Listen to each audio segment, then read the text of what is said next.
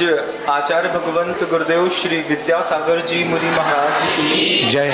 परम पूज्य मुनिराज श्री सौम्य सागर जी महाराज की, परम पूज्य मुनि 108 विनम्र सागर जी महाराज की, मुनि संघ की। आप लोगों ने थर्ड आई का प्रयोग देखा होगा, तीसरी आंख का प्रयोग। स्कूलों में, कई स्कूलों में चलता है कि 12 वर्ष तक के जो उम्र के बच्चे होते हैं उनको शिक्षक कुछ ऐसी शिक्षा देते हैं कि आंख बंद करने के बाद भी उनमें वो क्षमता विकसित हो जाती है जिसके माध्यम से वो आंख बंद करके कपड़े की पट्टी लगा करके भी सब पढ़ सकते हैं, सब देख सकते हैं, सारे रंगों की पहचान कर सकते हैं। और जिन इंस्टीट्यूट में इस तरीके की शिक्षा दी जाती है उनकी सबसे पहली रिक्वायरमेंट होती है कि बालक की जो उम्र है वह 12 वर्ष से अधिक ना हो। अधिकतम 13 वर्ष तक के लोगों को लेते हैं, नहीं तो 12 वर्ष की उम्र में ही उस शिक्षा का दान या फिर सिखाना वो शिक्षक बंद कर देते हैं। कई बार सोचता था कि ये थर्ड आई है, छोटे छोटे बच्चों को आती है, हम लोग तो बहुत समृद्ध हैं, हम लोगों को क्यों नहीं आती? हम में ऐसी क्या कमी है, ऐसा क्या है हमारे अंदर कि 13 साल की उम्र में जैसे ही आदमी टीनएजर्स लाइफ में प्रवेश करता है, 13 से लेकर के 19 तक टीनएजर्स लाइफ कहलाती है। जैसे ही टीनएजर्स लाइफ में प्रवेश किया और प्राकृतिक रूप से उसकी थर्ड आई क्लोज हो जाती है। लेकिन एक बहुत बड़ी खासियत है कि अगर 12 वर्ष की उम्र से पहले पहले बच्चे को वो विद्या सिखा दी जाए तो उसके प्रयोग जो है वो 12 वर्ष गुजरने के बाद भी अपनी जिंदगी के अगले 50 वर्ष तक कर सकता है। अब धीरे धीरे प्रयोग धर्मिता कम होती है तो उसकी क्षमता भी कम होती चली जाती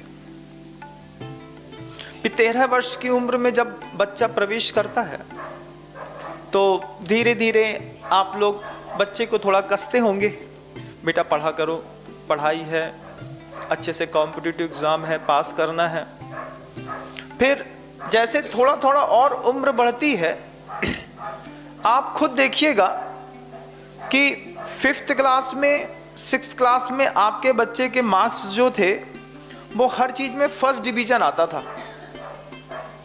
उसके बाद धीरे धीरे करके वो सेकंड डिवीज़न आया, फिर गुड सेकंड आया, फिर थर्ड डिवीज़न आया। फिर ऐसी क्या घटना घट गई कि वो फेल ही होने लगा।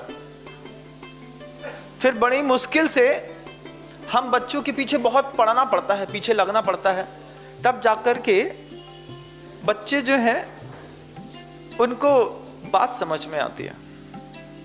लेकिन 12 वर्ष तक कोई भी अतिरिक्त ऊर्जा का प्रवाह बच्चों के अंदर संचारित नहीं करना पड़ता बंधु। उसके बाद क्या हो जाता है? अब यही क्वेश्चंस धीरे धीरे जैसे जैसे उम्र बढ़ती है और जब 19 की एज पार करके बच्चा 20 साल का हो जाता है, 20 साल की उम्र में फिर बच्चे हमारे पास आते हैं, महाराज 12th कंप्लीट हो गया, अब सीए करना, सीएफए करना, एमबीए करना, बीई करना, एमई करना, बीडीएस करना, नीट करना, क्लेट के एग्ज़ाम करना, यूपीएससी करना, एफपीपीएससी करना। कितने सारे कॉम्पिटिटिव एग्ज़ाम हैं जिनकी तैयारी करने वाले बच्चों के अंदर इतना ज़्यादा डिप्रेशन है कि वो डिप्रेशन में कई बार बड़ी बड़ी मोटी मोटी बुक्स को साथ में रखने के बाद भी मृत्यु को स्वीकार करना पसंद कर लेते हैं। लोग के कमेंट्स आते हैं हमारे पास, बताते हैं कि महाराज पढ़ते हैं और पढ़ते पढ़ते ऐसा लगता है जैसे आत्महत्या कर लें। अभी आपने देखा ही है कि आपके नगर में भी ऐसी कोई घटना घट गई जो बहुत ज़्यादा दुख का वातावरण बनाने वाली थी, कि पढ़ने वाली उम्र में बच्चा आत्महत्या कर लेता है। आप लोग शांत बैठेंगे तो हमारी आवाज़ आपको संवेदनाएं अंदर तक जाएगी। मैं अंदर से बोल रहा हूँ, आपको दिखाना चाहता हूँ कि हम गलती कहाँ पे करते हैं। आप देखिए कि बच्चे कहते हैं महाराज खूब पढ़ते हैं, याद नहीं होता। महाराज जी बहुत पढ़ते हैं लेकिन एग्जाम का लास्ट पेपर है, निकल नहीं पा रहा। महाराज जी हमने खूब सारी मेहनत करी लेकिन जब पेपर सामने आया माथा ऐसा हैंग हो गया, समझ भी नहीं आया क्या लिखना है, और कुछ का कुछ लिख करके हम चले आए। वापस रूम में आकर के हमने देखा तो हमसे सारे क्वेश्चंस के आंसर आते थे, लेकिन वो जब पेपर देने के समय आया तब इंफीरियरिटी कॉम्प्लेक्स इतना ज़्यादा बढ़ गया माइंड के अंदर कि हम सही ऑब्जेक्ट में सिर्फ टिक करना था, उसको टिक नहीं करके हमने गलत में टिक कर दिया। फिर बाहर आकर के फिर माथा पकड़ते, महाराज जी बैक लग रहा है। ऐसे कितने भी विसंवादित परिस्थितियां हैं जिससे आपका बच्चा और आप दोनों गुजर रहे होंगे। आप अपने बच्चे के कारण गुजर रहे होंगे कि इसका सीए क्लियर नहीं हो पा रहा है, इसका सीएफए नहीं हो पा रहा है, इसका एमबीए नहीं हो पा रहा है, इसकी नीट के एग्जाम नहीं हो पा रहा है, ये एमबीबीएस में सिलेक्शन नहीं हो पा रहा है, इसका पीजी में सिलेक्शन नहीं हो पा रहा है। कितनी सारी चीजों में आप खुद माता पिता भी परेशान है, बच्चा भी परेशान है। बच्चे पूरी मेहनत करते हैं, अब पूरी मेहनत करने के बाद भी बच्चे को यह समझ में नहीं आता कि रिजल्ट 0 क्यों आ रहा है, रिजल्ट बिगड़ क्यों जाता है।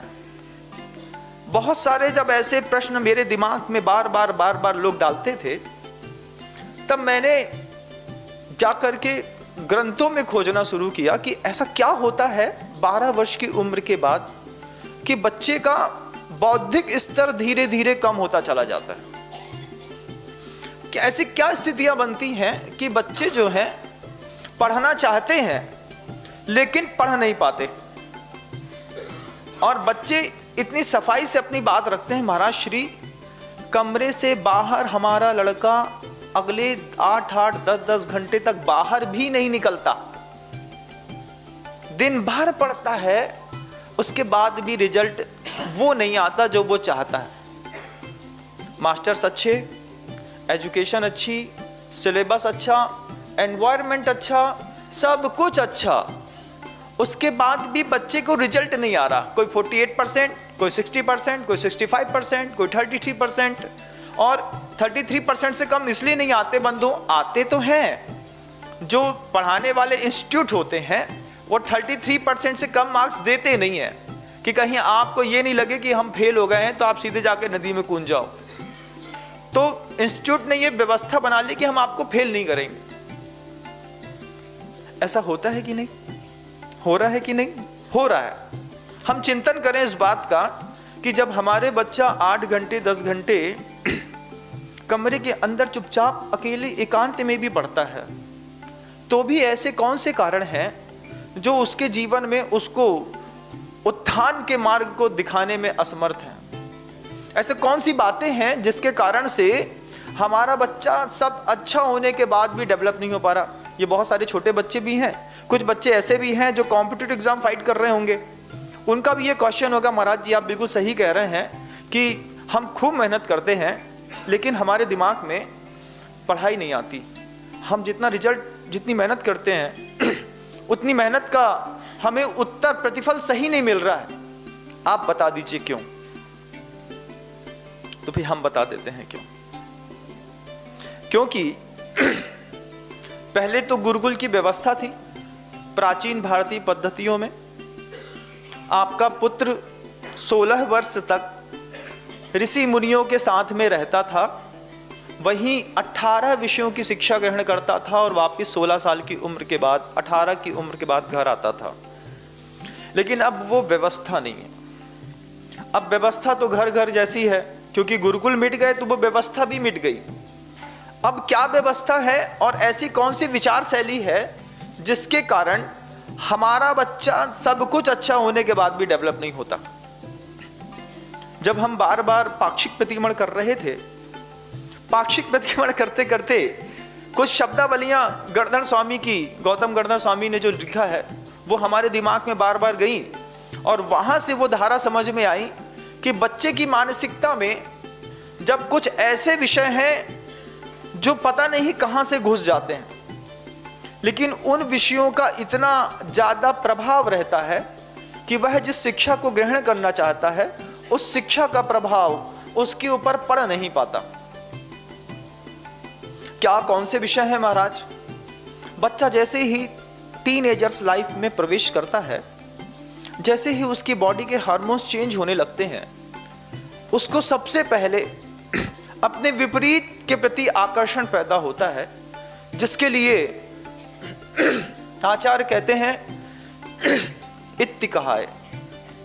वह स्त्री संबंधी, पुरुष है तो स्त्री संबंधी, स्त्री है तो पुरुष संबंधी चिंतन उसकी जीवन शैली में बिना किसी के सिखाए प्रवेश कर जाता है।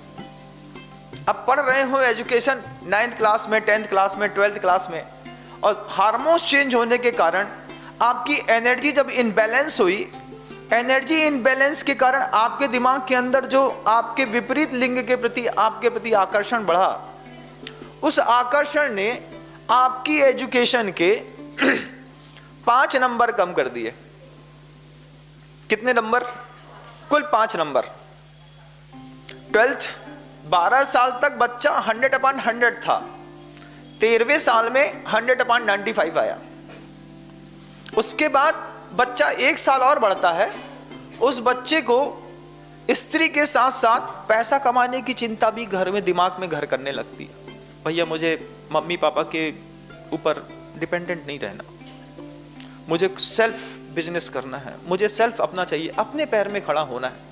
ये बच्चे की मानसिकता में 14-15 साल की उम्र में घुस जाता है। जैसे ही बच्चे की मानसिकता में ये दूसरा विचार घुसा कि मुझे पैसा कमाना है, उसके 5 नंबर और कम हो गए। अत्त का है। फिर बच्चे को आपने बाहर पढ़ने के लिए किसी भी हॉस्टल इत्यादि में भेज दिया, मान लीजिए अच्छी इंस्टीट्यूट में भी भेज दिया, तो वहां पर बच्चा पहले तो दिमाग में एक स्त्री के प्रति उसका आकर्षण बढ़ गया, फिर उसके दिमाग में पैसा कमाने के प्रति आकर्षण बढ़ गया। अब वो वहां जाकर के जब माता पिता के हाथ के भोजन को छोड़ देता है, तो वो वहां पे जाकर के पढ़ते पढ़ते जब थोड़ा फ्रस्ट्रेट होता है, बोले क्या खाएं यार, क्या चाहिए, तो फिर उसके दिमाग में भोजन कथा घुस जाती है कि भैया मुझे ये खाना है और ऐसा खाना है। तो कभी वो पिज्जा बर्गर, कभी वो चाउमीन, कभी वो किसी होटल, कभी वो जोमेटो, कभी वो स्विगी, कभी कोई कॉफी का पी करके, कभी डोसा खा करके, ऐसे भोजन को करके वो बच्चा अपना जीवन जीता है और पढ़ने की कोशिश करता है। अब बच्चा पढ़े भी और 9:30 बजे चिंता भी करे कि आज किसकी होटल में जाकर के खाना खाऊं।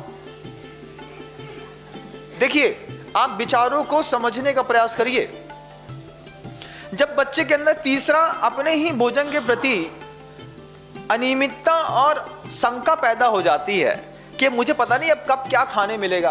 कोई बच्चा सोचता है अरे कॉफी पी के कॉलेज चले जाएंगे, कोई सोचता है सामने सड़ा डोसा, वो डोसा मिलता है, डोसा खा लेंगे चले जाएंगे, है ना। अब सड़ा डोसा तो हम कह रहे हैं आपके लिए तो वो अच्छा है, आपके लिए तो सफेद सफेद दिखता है, बढ़िया गरम गरम दिखता है, तो आप कुछ भी खा लेते हैं। लेकिन इस भोजन संबंधी विकल्प के कारण उस बच्चे के जीवन से विज्ञान के 5 नंबर और कम हो जाते हैं। इत्ति कहा है, अत्त कहा है, भत्त कहा है, फिर राज कहा है। चौथी एक और विचार शैली उन बच्चों के अंदर पैदा हो जाती है जिसके माध्यम, वो क्या, अरे देश में क्या चल रहा है, क्या हो गया, बीजेपी क्या कर रही है, कांग्रेस क्या कर रही है, किसने क्या कर दिया है। अब वो सोशल वर्किंग को अपनाता है, एक एक विषय बढ़ेगा, एक एक साल बढ़ेगा और 5-5 नंबर कम होते चले जाएंगे बंधु। अब जब उसके दिमाग में देश के प्रति बातें आ गई, अब वो क्या करता है, अपने घर का स्टैंडर्ड दिखाने के लिए इंग्लिश की मैगजीन्स और इंग्लिश का न्यूज़पेपर बुलाता है। द हिंदुस्तान टाइम्स घर के अंदर आता है। क्यों? अरे कोई तो कहे यार इसके घर में इंग्लिश पेपर आता है। मान लो इंग्लिश आती है तो इंग्लिश पढ़ लेते हैं, नहीं आती है तब भी कई लोग इंग्लिश पेपर बुलाते हैं, मैंने देखा अपनी लाइफ में। दैनिक भास्कर भी आता है, हिंदुस्तान टाइम्स भी आता है। अब दोनों बुला के घर के अंदर रख लिया, पढ़ रहे हैं। एक को रखा है दूसरे के लिए, पड़ोसी है प्रोफेसर, वो पढ़ा लिखा है, वो हमारे घर में पेपर आके पढ़ता है, इसी बहाने आना जाना होता है। तो जैसे ही जिंदगी में स्टूडेंट्स की लाइफ में पेपर आया और देश की दुनिया भर की बातें आई, 5 नंबर उसके फिर वहां पर कम हो गए। इत्त कहा है, अत्त कहा है, भत्त कहा है, राज कहा है, चोर कहा है। चौथी एक कथा, एक विचिंतन शैली ऐसी पैदा हो जाती बंधुओं उन बच्चों के मस्तिष्क में कि भैया पापा से हम कब तक पैसे मांगेंगे, कुछ ऐसा जुगाड़ करते हैं कि खुद ही सेल्फ जनरेटेड एनर्जी को अपन खुद बैलेंस कर लें। तो बच्चा स्कूल में, कॉलेज में, हॉस्टल में पढ़ता भी है और वो कुछ ऐसा करने लगता है जिससे पापा से पैसा नहीं मांगना पड़े, हम यहाँ पे खुद पैसा पैदा कर लें। और उसके लिए किस तरीके से, कभी वो सट्टा खेल लेता है, कभी वो MCX में पैसा लगा लेता है, कभी वो किसी और चीज़ें कर लेता है। तो उससे क्या होता है, उसको चोरी करके और अपने जीवन को चलाने के लिए एक नई विद्या सीखने लगता है। एक्चुअल में वो जो सीखने गया था उससे उसकी एनर्जी कितनी इनबैलेंस्ड होती जा रही है बताओ। सबसे पहले अपोजिट सेक्स में चली गई, उसके बाद पैसे में चली गई, फिर खाने में चली गई, फिर देश की बातें में चली गई, फिर पर पाषंड कहा है। दूसरा क्या कर रहा है, तुम क्या कर रहे हो, तुम क्या पहने हो, तुम कहां जाते हो, तुम कैसे पढ़ते हो। जब उसका दिमाग दूसरे में चला जाता है फिर उसके 5 नंबर कम हो गए बंधु। कितने नंबर कम हो गए? अब बताइए बच्चा कितने % बचा? घर में गया था तो कितने % था? 100% यहां से भेजा था आपने बच्चे को, टीका चंदन लगा करके, माँ ने आरती उतार के भेजा था कि मेरा बच्चा जा रहा है UPSC एग्जाम पास करके आएगा, B.Ed करके आएगा, नीट और क्लैट का एग्जाम निकाल करके आएगा। बच्चे के अंदर इस तरीके की ऐसी वैचारिक मानसिकताएं जब किसी ने भेजी नहीं बंधुओं, वातावरण के प्रभाव से अपने आप उसके जीवन में प्रवेश करती चली गई। बच्चे के मार्क्स कम होते चले गए। धीरे धीरे प्रभाव ये निकला, जब आपका बच्चा 1 साल, 2 साल, 3 साल, 4 साल असफल हुआ, 5वें साल उसने संकल्प कर लिया अब हम पिताजी को मुंह दिखाने के लायक नहीं रहे, तो अब हम क्या करते हैं, अपना मुंह कफन में ढांक लेते हैं। ये ऐसे बच्चे कई बार आत्महत्या कर लेते हैं। जबकि ऐसे बच्चों के लिए माता पिता का कर्तव्य है। आचार्य श्री जी ने मुख माटी में बहुत अच्छी बात कही, लिखते हैं कि पुत्र को प्रसूत करने मात्र से माता का सतीत्व विख्यात नहीं हो जाता। बच्चा पैदा कर दिया इसलिए तुम बहुत अच्छे दंपति हो, इससे पुत्र को प्रसूत करने मात्र से माता का सतीत्व विख्यात नहीं हो जाता। पुत्र के अंदर रहने वाली अनंत संभावनाओं को उजागर करके जब वह जगत के सामने सम्मुख रखती है, और जब जगत के लोग उससे जाकर के कहते हैं कि ऐसा कौन सा पुण्य किया था तुमको इतना प्यारा, इतना अच्छा लड़का या लड़की मिली, तब जाकर के उसके सतीत्व की पूर्ति होती है बंधु। हम अपने बच्चों को हॉस्टल भेज देते हैं, कभी नहीं सोचते क्या खाएंगे, कभी नहीं सोचते हैं क्या सोच रहे हैं, कभी नहीं सोचते हैं कि उस बढ़ती उम्र का प्रभाव उसके अंदर कैसा है। और धीरे धीरे जब इतनी सारी चीजों के विकल्प उसके दिमाग में घुसते जाते हैं, उसकी ठलडाई बंद हो जाती है। तीसरी आंख जो दिव्य थी, वह तीसरी आंख जिसके माध्यम से वह आंख बंद करके भी किताब पढ़ने की कला जानता था, उस कला का विलोपन, उस कला का खात्मा अपने जीवन से इन सारे प्रकल्पों के कारण धीरे धीरे प्रत्येक व्यक्ति के जीवन में होता चला जाता है। और यही सबसे बड़ा कारण है कि हमारे बच्चे वक्त रहते डेवलप हम करना चाहते हैं लेकिन हो नहीं पाते। माता पिता का कर्तव्य बनता बच्चों को इस तरीके की मानसिकता को समझ करके, इस तरीके की मानसिकता के बारे में माता पिता बच्चे से स्वयं चर्चा करें। बेटा अभी पैसे के बारे में विकल्प मत करो। माता पिता का कर्तव्य है, बच्चा टीनेजर्स लाइफ में चला गया, 13 इयर्स का हो गया, माता पिता बैठ करके समझाएं, देखो तुम्हारी उम्र बढ़ रही है, बढ़ती उम्र में मनुष्य के अंदर इस तरीके की भावनाएं विकसित होती हैं, लेकिन इन भावनाओं में ध्यान मत देना, तुम्हारा पढ़ाई के नंबर इन भावनाओं के कारण खत्म हो जाएंगे। उसकी जानकारी माता पिता को देनी चाहिए। माता पिता बोलते बात करने में शर्म आती है महाराज, और जब लड़का सुसाइड कर लेता है तब कैसा लगता है। पहले समझा दो थोड़ा सा, अपने ही बच्चे को खुद बैठा करके, अपने ही बच्चे को सिखा दो कि बेटा ये फालतू की मैगजीन्स पढ़ने से, टीवी एंड्रॉइड देखने से, पेपर पढ़ने से तुम्हारी पढ़ाई होने वाली नहीं। एक न्यूज़पेपर कितनी देर पढ़ा जाता है एक घर में बताओ? 5 मिनट, 10 मिनट, कितनी देर? एक न्यूज़पेपर आपकी जिंदगी का कितनी देर बर्बाद करता है आप खुद बताओ।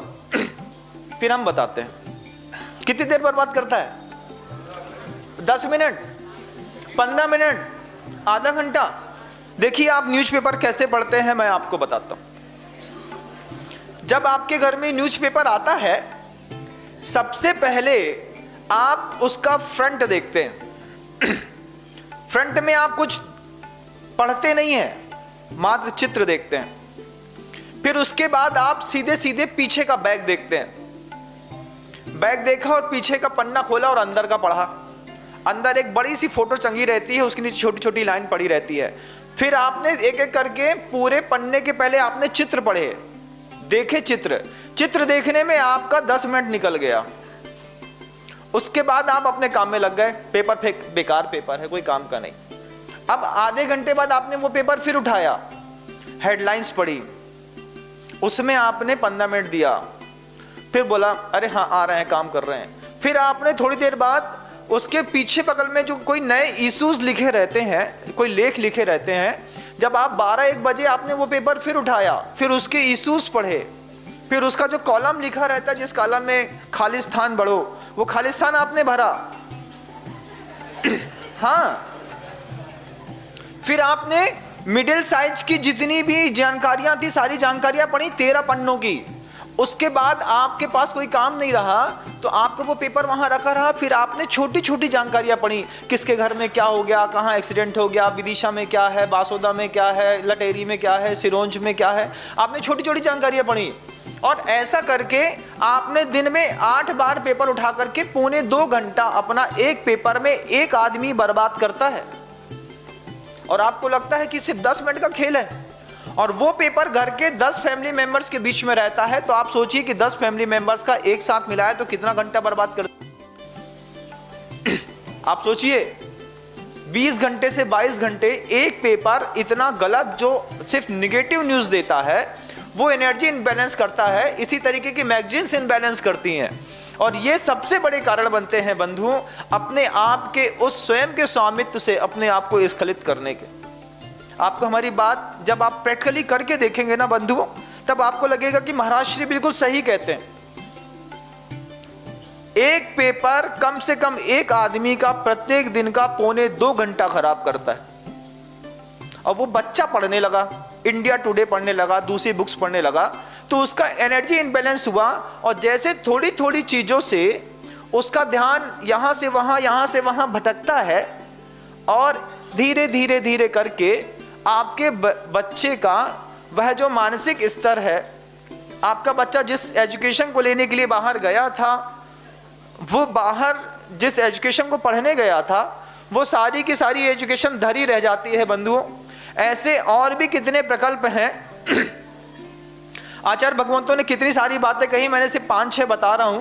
इत्ति कहा है, अत्त कहा है, भत्त कहा है, राय कहा है, चोर कहा है, बेर कहा है, दूसरों से बैर कैसे होए, पर पाषंड कहा है, दूसरों के प्रसंग की बाता, देश कहा है, आ कहा है, वी कहा है, निठुल कहा है, पर पेशुंड कहा है, कंदपिया है, कुकुचिया है, डंबरिया है, मुखरिया है, अपसंसणदाय, पर परिदावणदाय, पर दुगुंछुणदाय, पर पीड़ा कड़ाय, पर सावत जोन मोड़िया है। इतनी सारी भाषाएं हैं, 16-17 ऐसे प्रकल्प हैं जो एक मनुष्य के दिमाग में जब भी बच्चों के अंदर प्रवेश करते हैं और बच्चे अपने शैक्षणिक स्तर को खो बैठते हैं, माता पिता का कर्तव्य बनता है, और जो बड़े बच्चे हैं बाहर पढ़ रहे हैं उनका भी कर्तव्य बनता है, सबसे पहले न्यूज़पेपर बाहर करें, मैगजीन्स बाहर करें, फालतू के फोबिया नहीं सोचें, पैसे कमाने के बारे में नहीं सोचें। पहले पैसा से पहले विद्या कमा लो, फिर एक एक करके उसके पीछे पीछे दुनिया की सारी चीज़ें अपने आप मिलती चली जाती हैं। ये अगर आपको लगता है कि इस तरह की इनबैलेंसिंग आपकी लाइफ में चल रही है या आपके परिवार में, आपके बच्चे की लाइफ में चल रही है, तो आप सब इस छोटे से उद्बोधन के माध्यम से उन चीज़ों को बैलेंस करने की कोशिश करके अपने परिवार को बैलेंस करने की कोशिश करें। इन्हीं भावनाओं के साथ अहिंसा परमो धर्म।